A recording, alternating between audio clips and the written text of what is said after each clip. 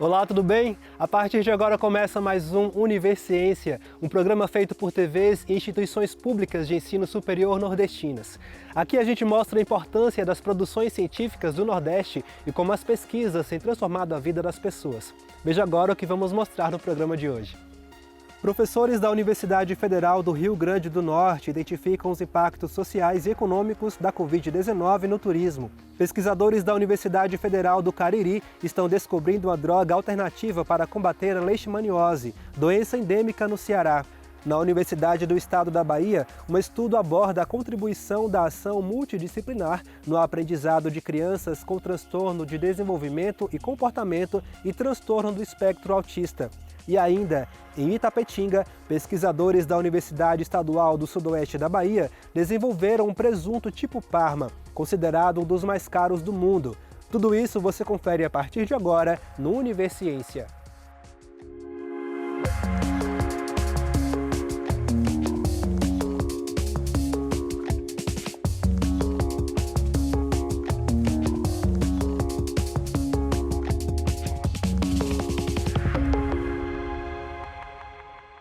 O turismo está entre as atividades econômicas mais atingidas pela crise causada em decorrência da pandemia.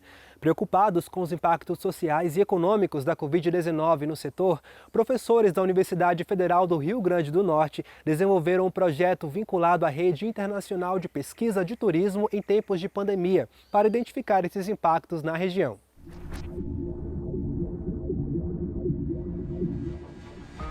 O turismo tem amplo efeito multiplicador e sua capacidade de estimular a economia é um dos seus resultados globais mais importantes. Mas em 2020, a pandemia da Covid-19 exigiu medidas de isolamento social, desencadeando uma crise econômica sem precedentes na área. De acordo com a Organização Mundial do Turismo, apenas no período entre janeiro e outubro de 2020, houve uma redução de 900 milhões de turistas internacionais no mundo. Mas em se tratando do turismo local no Rio Grande do Norte, quais os impactos dessa crise? Foi para entender essas repercussões nos principais destinos do RN que um grupo de pesquisadores da Universidade Federal do Rio Grande do Norte desenvolveu a pesquisa. Primeiro que nós temos que... A grande preocupação da pesquisa era compreender os impactos nos lugares, porque quando nós falamos, por exemplo, que o setor de turismo no Brasil perdeu tanto, ou o setor de turismo no mundo perdeu tanto, a gente não compreende exatamente o que isso significa na realidade dos lugares que dependiam dessa atividade econômica, né? Essa pesquisa ela surge no âmbito da Rede Internacional de Pesquisa Turismo em Tempos de Pandemia, é uma rede coordenada pela professora Rita de Cássia Ariza da Cruz, da USP. Ela teve início em maio de 2020, né, após deflagrada a pandemia de Covid-19 e constatado o seu alto impacto no setor de turismo. Então, são pesquisadores brasileiros e estrangeiros, né, que se reuniram com o objetivo de identificar e analisar os impactos da crise gerada pela pandemia da Covid-19 no setor de turismo. Nós montamos então uma equipe para analisar, no caso aqui do Rio Grande do Norte, os municípios mais dependentes da atividade turística, né? Abarcando então um recorte dos municípios de São Miguel do Gostoso, Natal e Tibau do Sul. Posteriormente, nós ampliamos esse recorte para os 5 polos turísticos do Rio Grande do Norte. Esses 5 polos é o Polo Costa Branca, o Polo Serrano, Polo Seridó, Polo Agreste Trairi e Polo Costa das Dunas, né? O primeiro trabalho foi um levantamento mesmo de dados. Nós conseguimos dados no site do Data Sebrae em relação às empresas e dados de empregos no RAIS, do Ministério da Economia, e do CAGED, né, que é o Cadastro Geral de Empregos e Desempregados, que o Ministério da Economia também disponibiliza esses dados. E a partir daí nós fizemos então um levantamento de dados quantitativos para observar então quantas empresas e quantos empregos haviam no setor de turismo e quantos empregos estavam sendo perdidos. Também tivemos um momento de uma análise mais qualitativa. Então, nós iniciamos uma série de entrevistas com entidades representativas do setor. Tudo isso para compreender de forma mais aprofundada como que eles enfrentaram a crise e quais foram as estratégias que eles criaram durante a pandemia para o enfrentamento desse período. Os resultados da pesquisa dividem o ano de 2020 em 2 diferentes momentos.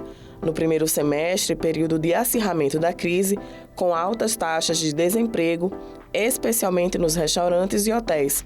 Mostra também a dependência dos trabalhadores autônomos e informais das redes de solidariedade e das políticas de seguridade social.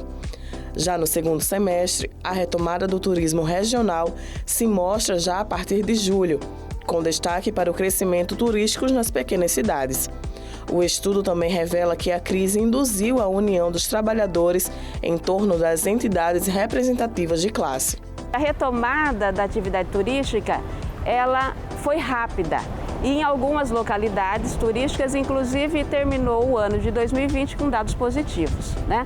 Então isso mostra a força do turismo na sociedade contemporânea. Que mesmo numa pandemia, mesmo sem ter vacina ainda de forma massiva, as pessoas voltaram a viajar. Então isso realmente foi uma surpresa para os estudiosos da área. Um aspecto bastante relevante nesse contexto da pandemia foi a emergência de uma nova destinação turística aqui no Rio Grande do Norte, que na verdade antes da pandemia já estava em processo de constituição. Mas justamente com a pandemia potencializou, né, o fluxo para essas áreas próximas de Natal. No caso, Montes das Gameleiras e Serra de São Bento. No caso dos municípios litorâneos, também nós pudemos observar um dado bastante interessante, que quando comparamos aqui na região do Nordeste pequenas cidades turísticas, uma série de municípios de pequeno porte nós analisamos comparado às grandes cidades, que são as capitais. E pudemos observar que a partir do segundo semestre de 2020, as pequenas cidades apresentaram um aumento no emprego no setor hoteleiro, ou seja, derivado do aumento do fluxo turístico, né? Então, recuperaram com maior facilidade a perda que tiveram no primeiro semestre, enquanto as capitais apresentavam taxas negativas ainda de desemprego. Ou seja, a recuperação das pequenas cidades foi melhor em termos de desempenho do que das grandes cidades. Então, é uma análise importante, né, porque nós conseguimos revelar as políticas públicas, por exemplo, que tiveram de fato efetividade nesse período e aquelas que não surtiram ou não chegaram até o seu público-alvo.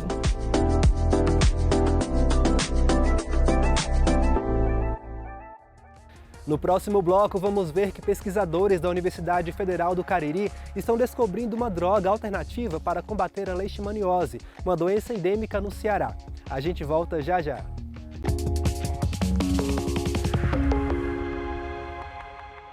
A leishmaniose cutânea é uma doença infecciosa provocada por um protozoário, causa feridas na pele e em mucosas, daí também ser conhecida como ferida braba. Endêmica no Ceará, a leishmaniose chamou a atenção de pesquisadores da Universidade Federal do Cariri e se dedicaram a descobrir uma droga alternativa para combater a doença e aumentar a adesão ao tratamento.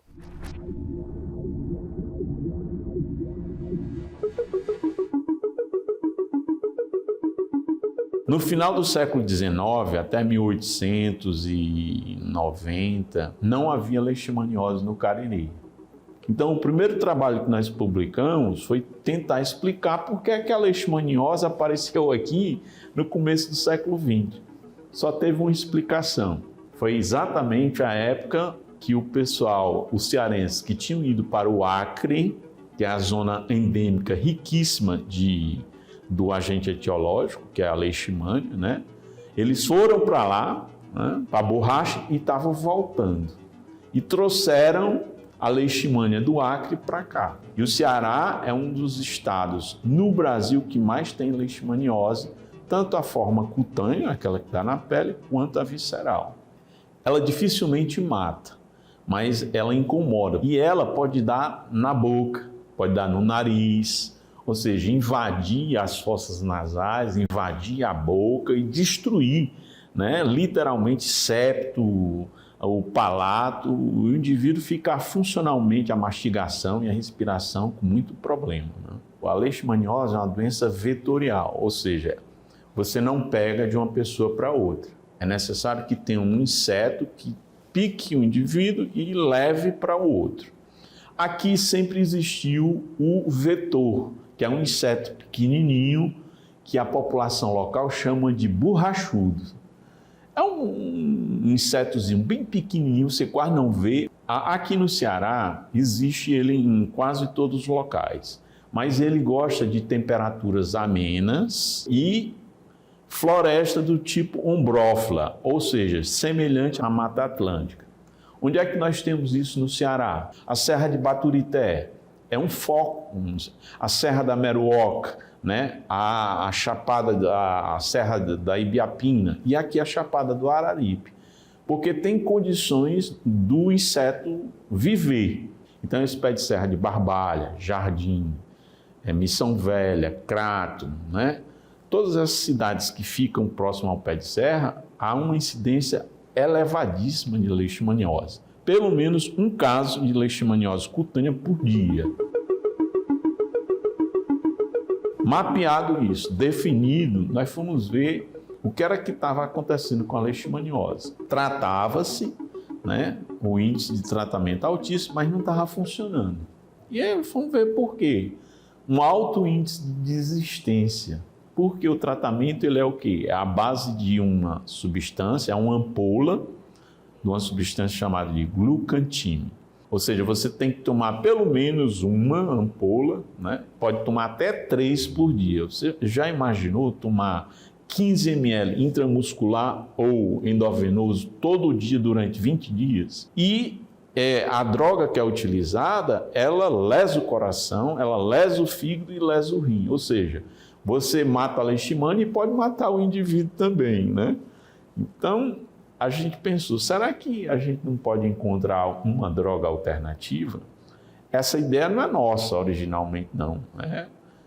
Muita gente já vem pesquisando drogas alternativas para o tratamento. E fazendo alguns testes, nós vimos que alguns derivados imidazólicos eles tinham efeito em fungo e tinha efeito em protozoário, que a leishmania é um protozoário. E vimos que o fluconazol, que já é utilizado no mundo todo para tratar micose, pano branco, para tratar, né, sapinho, ele tinha um efeito na leishmania. A taxa de cura usando o fluconazol era altíssima, né?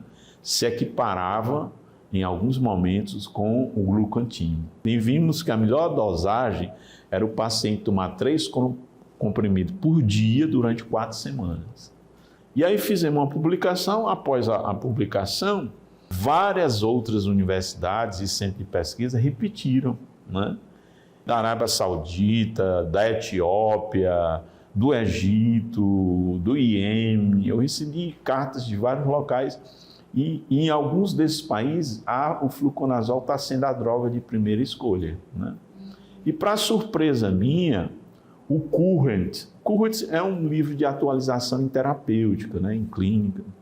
Eu vi que o Current americano, né, para tratamento de leishmaniose, ele está colocando o fluconazol, ou seja, o FDA já deve ter aprovado lá e eles estão usando como droga, né, alternativa no tratamento da leishmaniose tegumentar, que dá na pele. Em alguns locais aqui no Ceará, né, eles não usam mais o glucantime. E agora a gente está tentando diminuir o fluconazol associando a uma outra droga. É uma pesquisa, está em curso ainda. Nós estamos vendo, né, se há um efeito, né, que ajude a diminuir a quantidade da droga, do fluconazol, que eu uso alta dose. Eu uso 350 miligramas por dia, né? Se eu puder usar menos isso, usando uma outra droga, né, a chance de eu ter efeito colateral é menor ainda. A gente está testando aí, parece que está apontando uma droga promissora, né?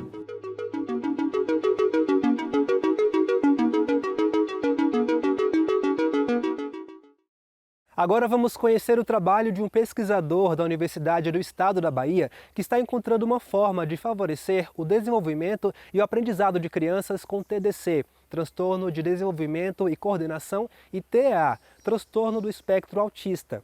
O objetivo da pesquisa é aproximar a família e a escola, além de envolver profissionais de diversas áreas. Vamos conferir. Os transtornos do neurodesenvolvimento têm sua origem no período gestacional ou na infância. Envolvem déficits na interação social e nas habilidades de comunicação que impactam o desenvolvimento social e acadêmico das pessoas que os possuem. Com 1 ano e meio, ele começou a apresentar movimentos repetitivos e a minha cunhada começou a desconfiar do comportamento dele, pelas formas quando a gente ia para o aniversário, ele chorava na hora do parabéns. E aí foi aonde que ela me sugeriu a levar ele no pediatra, né? Aí quando levamos, que já era pediatra, que já acompanhava ele desde novinho, como o desenvolvimento já era tudo normal, quando a gente falou como era que estava sendo, aí ela encaminhou para o neuro. Primeiro, compreender o que é o TDC. O transtorno do desenvolvimento e do comportamento, né? O que acontece com a criança com TDC, no primeiro momento, o cérebro não consegue receber a informação de que aquela criança vai executar o passo. Ela até pensa e deseja executar, planeja executar o movimento, mas o cérebro não acompanha. A praxia em si é essa coordenação entre o que nós desejamos executar, então levantar, começar a dar os primeiros passos, e isso ser automatizado, o cérebro vai automatizando esse movimento. As crianças com TEA, elas também têm algumas dificuldades motoras, não é toda criança com TEA, elas andam na pontinha do pé, mas precisa entender por que isso está acontecendo, né? Esses e outros sintomas relacionados aos TDC ou TEA não apenas dificultam a interação social das crianças diagnosticadas, como também atrapalham o seu processo de aprendizagem nas escolas. E essa situação se agrava ainda mais quando elas precisam enfrentar outras barreiras no caminho, que envolvem desde os problemas de acesso até questões relacionadas à adaptação da estrutura física das escolas e à falta de conhecimento sobre o assunto. Há algum tempo debruçado sobre o tema, a pesquisa do professor doutor da UNEB, Jorge Lopes Cavalcante Neto, traz importantes contribuições para esse debate. A gente teve a possibilidade de adentrar o contexto das escolas da cidade de Jacobina e investigar, no momento de rastreamento, as crianças com possíveis indicativos de TDC aqui na cidade. Então, os estudos, eles possibilitaram a gente traçar um perfil inicial do desenvolvimento motor e na questão da saúde física e mental dessas crianças e a relação também com a família e com a escola e como essas relações elas poderiam suscitar possibilidades de perspectivas de intervenção na prática pedagógica e na prática clínica, principalmente no contexto dos profissionais que trabalham com o movimento humano, da educação física, da fisioterapia e da terapia ocupacional. Então, essa forma interdisciplinar e multidisciplinar, ela é fundamental para atender de uma forma muito mais efetiva o desenvolvimento e os processos de aprendizagem de crianças com TEA e crianças com TDC. O Movimento TEA, ele vem de um projeto do ano de 2021 que foi desenvolvido de forma remota e essa versão agora a gente faz de forma presencial. Então os atendimentos eles ocorrem na casa da criança 2 vezes na semana com um monitor e 3 vezes na semana com um cuidador, né? Então a criança ela vai fazer atividade com o monitor, que é um protocolo com 4 atividades, e com o cuidador ele vai fazer uma atividade de caminhada ou de corrida, isso vai depender muito da condição física da criança. 3 vezes na semana e um trabalho de resistência de força abdominal que vai ser feito também nesses 3 dias. O trabalho ele é feito, dura em média de 30 a 40 minutos junto com o monitor e aí a criança ela vai desenvolvendo as atividades no decorrer da semana e aí a gente vai percebendo quais são as limitações da criança. Isso é feito também um preenchimento de um forms diário, né, de observações diárias junto com o monitor. Então o monitor ele vai investigar como foi feita as atividades, se a criança estava bem motivada ou não, quais são os reforçadores que mais motivam essa criança para poder ela conseguir executar as atividades com melhor clareza e vai vendo também as questões das limitações dessa criança. E isso tudo é colocado dentro dos questionários de observação, o que vai dando para a gente uma melhor visão de como pode melhorar as intervenções, o que fazer para poder essa criança ficar um pouquinho mais engajada, porque a gente tem sempre um pensamento de realizar de primeiro um pareamento social positivo com essa criança, porque a gente entende que além do diagnóstico, ainda continua sendo uma criança. Então a gente tenta criar um vínculo com ela inicialmente para poder as atividades serem o mais motivante possível para ela e que elas continuem engajadas no projeto. Então esses estudos, eles são inéditos, né? São pouquíssimos estudos no mundo vendo esses dois transtornos, essas duas condições conjuntamente, e a gente espera que esse estudo ele possa gerar diversas parcerias internacionais, inclusive podendo comparar os nossos dados locais, aqui da região do Piemonte, da Chapada, com o contexto também internacional. Você já ouviu falar em presunto cru de porco? A iguaria é uma das mais caras do mundo e pesquisadores da Universidade Estadual do Sudoeste da Bahia, em Itapetinga, conseguiram desenvolver uma forma de produção desse presunto. Vale a pena conferir, é logo depois do intervalo.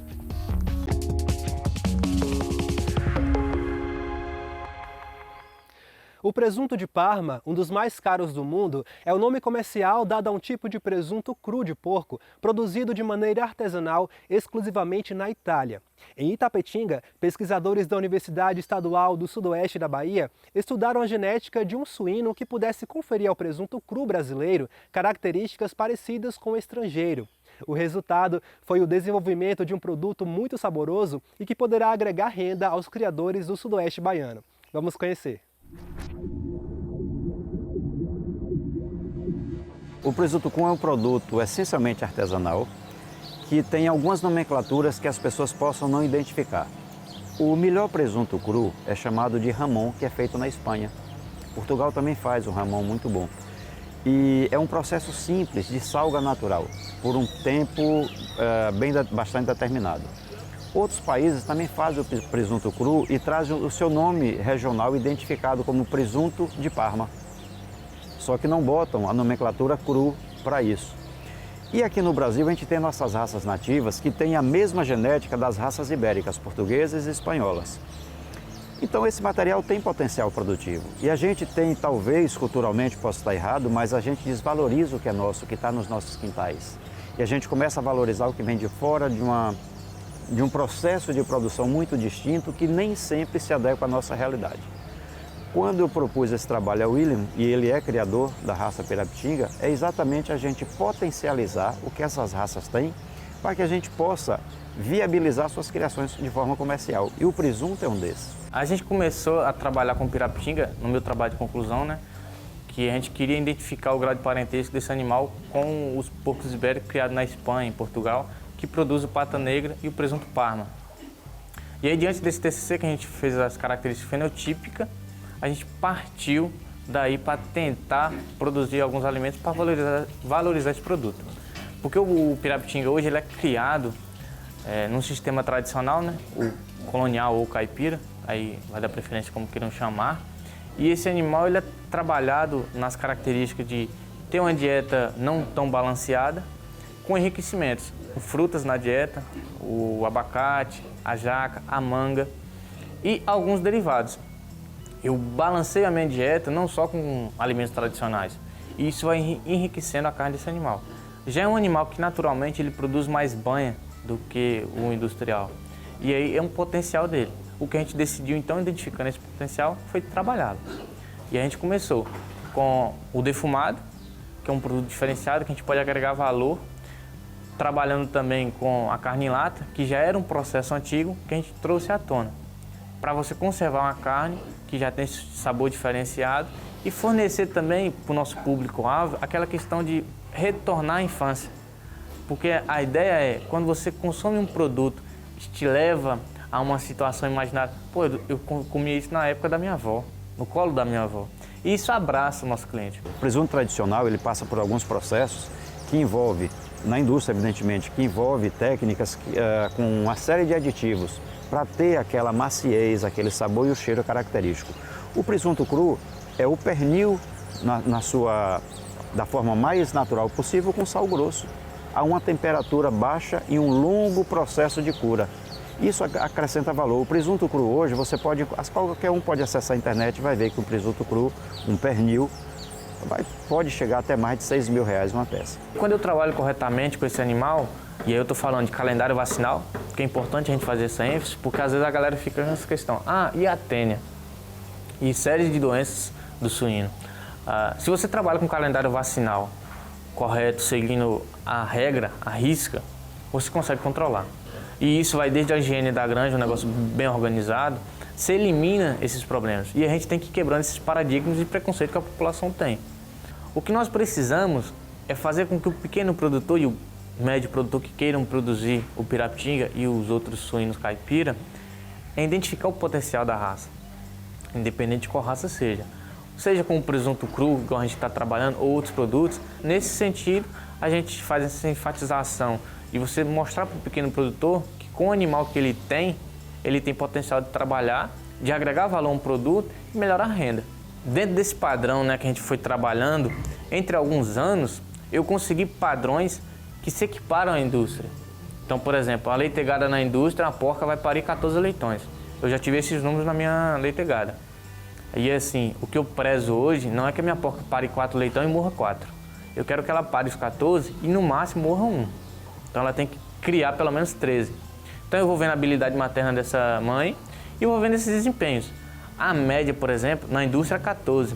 Na suinocultura colonial mais ou menos conhecida que a gente tem hoje, são 5 leitões por porca. Então eu já fiz um salto.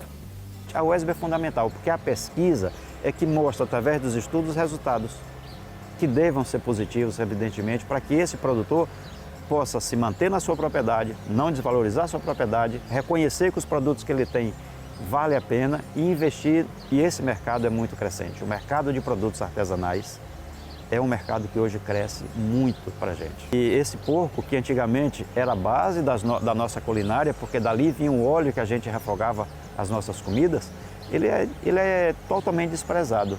E é uma das melhores carnes que tem, um dos sabores mais valorizados para quem experimenta.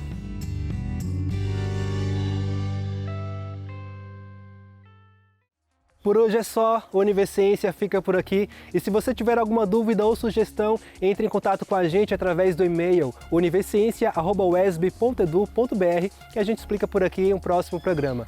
Muito obrigado pela companhia, até a próxima e tchau, tchau.